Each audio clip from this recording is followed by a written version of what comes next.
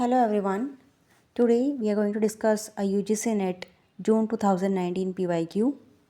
The question is their assertion and statement based question it is, and the question is first assertion is given, that is language constructs meaning. Language meaning construct करती है.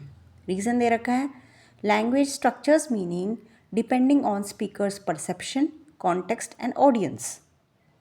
कि language structure करती है उस meaning को, उस बनाती है उस मीनिंग को, और वो भी डिपेंड करता है स्पीकर के परसेप्शन, उसकी अपनी सोच, उसका कॉन्टेक्स्ट कि उसका कॉन्टेक्स्ट क्या है और ऑडियंस क्या उसको इंटरप्रेट कर रही है. तो ये ऑप्शंस दिए हुए हैं कि A and R are true, R is the correct explanation of A. इस तरह से 4 ऑप्शंस दिए हैं. ऑप्शन 1 करेक्ट है कि दोनों ही सही बातें कही गई हैं और आर करेक्ट एक्सप्लेनेशन है ए का.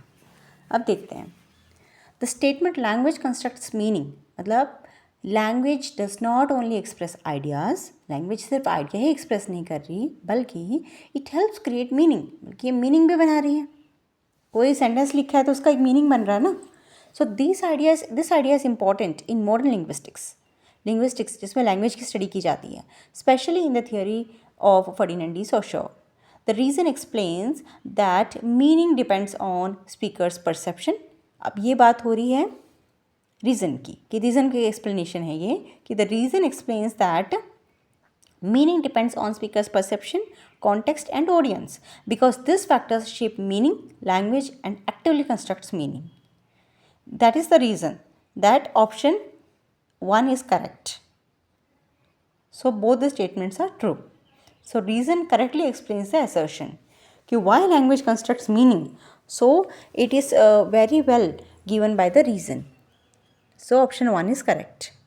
So now let's see, if someone says it's very cold here, so depending on the context, it may mean that the statement that the weather is very cold there and he is requesting to close the window. So meaning is constructed through context, कि वो context क्या है, which proves both statements. तो इस तरह से दोनों statement correct हैं और आर करेक्ट एक्सप्लेनेशन है ए का. सो इस तरह से हम क्वेश्चन को डिकंस्ट्रक्ट करके और उस कॉन्सेप्ट को समझ सकते हैं. Thank you so much.